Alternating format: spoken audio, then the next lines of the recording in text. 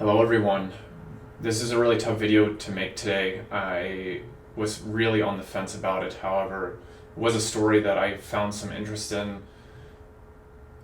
I firstly wanted to say my condolences to all the families who lost their children. That is a pain in which very few people know, and it is extremely sad and tragic whenever there is a loss of life. So my condolences to you. Only watch this video in the case that you are able to somewhat separate yourself from the tragedy, because it is tragic and it's extremely sad. So viewers, be advised. Mackenzie Shirilla was sentenced for the murder of her boyfriend Dominic Russo and I'm assuming another friend, Davian Flanagan, who were both 20 and 19. She was convicted of murder for the crash that happened in July of 2022. So she was 17 years old at the time of the crash, and there is chilling video of her driving, I think, over 100 miles an hour into a brick wall. She was in the car when this happened, and so I wasn't able to find any details. I was wondering if any of them were wearing their seatbelts, but when the cops found them, they were all three of them were unconscious. However, she survived, and Dominic and Davian were pronounced dead. The families really wanted the harshest sentence possible for Mackenzie, which, now I am not saying that she is innocent, but the interest that I have in this story is her age. She is extremely young. Our brains, and especially the parts which are responsible for executive functioning, are extremely immature at this point. And so some of the things that came out in the court, such as her posting on TikTok and going to a concert, it's like those are very normal things to do as a teenager. And I mean, what exactly was the court expecting her to do? Sit in solitary confinement after the accident? I mean, I believe that she should be held accountable for her actions. Now, what we do know is that Mackenzie had a tumultuous relationship with her boyfriend and was very oftentimes threatening to him. She apparently said at one point that she was going to key his car. Other witnesses had observed her being physically threatening or hitting things. Mackenzie had also previously said that, Mackenzie had also previously stated that she was going to crash. One of the most notable social psychologists was Erikson, and he came up with different stages of psychological development or psychosocial development. Psycho, of course, being mental and or pertaining to the psyche, and then social, of course, being interaction with other people. And between the ages of 12 and 18,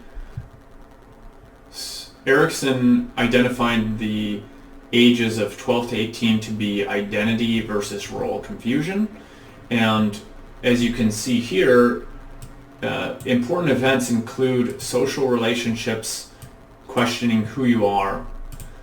And it is important to point out that role confusion can happen, being unsure of where you fit, feeling disappointed or confused about where you are in life.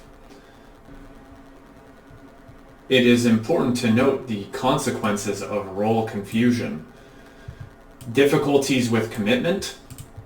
What I see all the time is that when you have a problematic relationship with your primary caregiver, such as your parents, then this results in difficulties with commitment, and of course can lead to role confusion.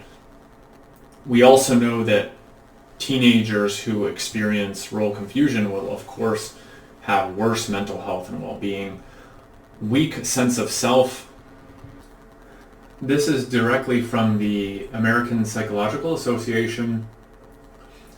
You can read the title here, Optimizing Mental Health. Teens are famous for their heightened emotional sensitivity, especially in social interactions. You can see here, mental health problems increase sharply during adolescence. Stressful experiences during adolescence appear to alter the development of emotion-focused regions such as the amygdala and hippocampus. Mackenzie could have possibly had a personality disorder. Now, there are many different kinds, but characteristic of her behavior would have been the antisocial personality disorder, and it is characterized, of course, by the chronic violation of the rights of others, and that was clearly the case with Mackenzie. They reported that the cause of antisocial personality disorder is unknown. However, I do not believe that to be the case. In working with real people, it is extremely common that children who are maltreated between the ages of 1 and 6 generally have traits of some sort of personality disorder. There might be genetic factors, I definitely agree with this, and environmental. Of course, what I just outlined is an environmental factor. How your family treats you is absolutely part of your environment, or how your primary caregivers treat you, or your parents, or if you grow up your grandparents. Those are all environmental. Childhood abuse is extremely common in people with antisocial personality disorder.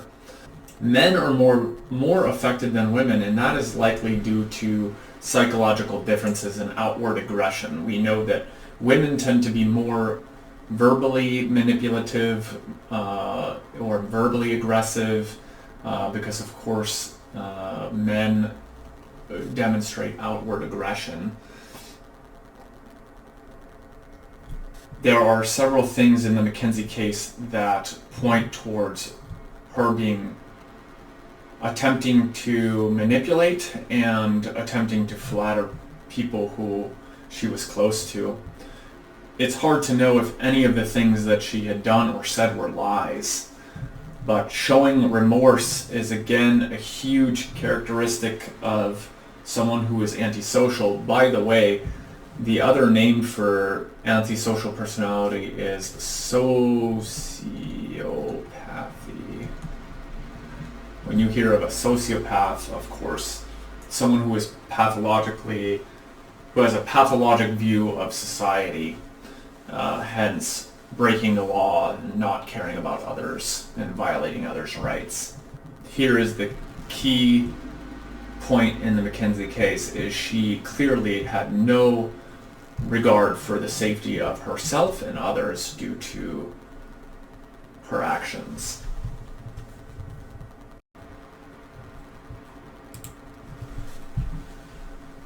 You don't really have to look very hard to figure out and to find articles that discuss epidemic levels of narcissism. This was something I came across quite a while ago, actually, in my study of psychology. Researchers have found that certain personality traits are becoming more common, and this is thought to be due to, at least in part, your things like social media. This is thought to be due to the rise of social media. It's pretty easy to understand, right? A lot of applications such as Instagram really encourage self-centeredness and self-focus. Of course, you want to make your life look as good as you possibly can, and it's sort of a pseudo-reality. It's extremely superficial, meaning there's not much depth or meaning to posts on Instagram, and the connections you have with other people are not actually real. Generally speaking, of course, you can use Instagram and Facebook and Snapchat to talk to real life friends, but especially in young people, and when your personality is still developing, we essentially know that your personality is developed in the first few years of life, and it has a lot to do with your primary attachment caregivers, such as your parents. But one article, of course, as the link will be down in the description below, found that narcissism is increasing in Western societies, and has been named an epidemic already. I will link to additional information but this study, there of course are studies in adolescents, because that is generally when you want to be careful when to diagnose a personality disorder, because your personality is still being formed when you're younger, and so adolescence is really the first time in which your personality is starting to be cemented. But we still know that the adolescent brain is extremely the adolescent brain is still developing and is not, parts of executive function have not terminalized.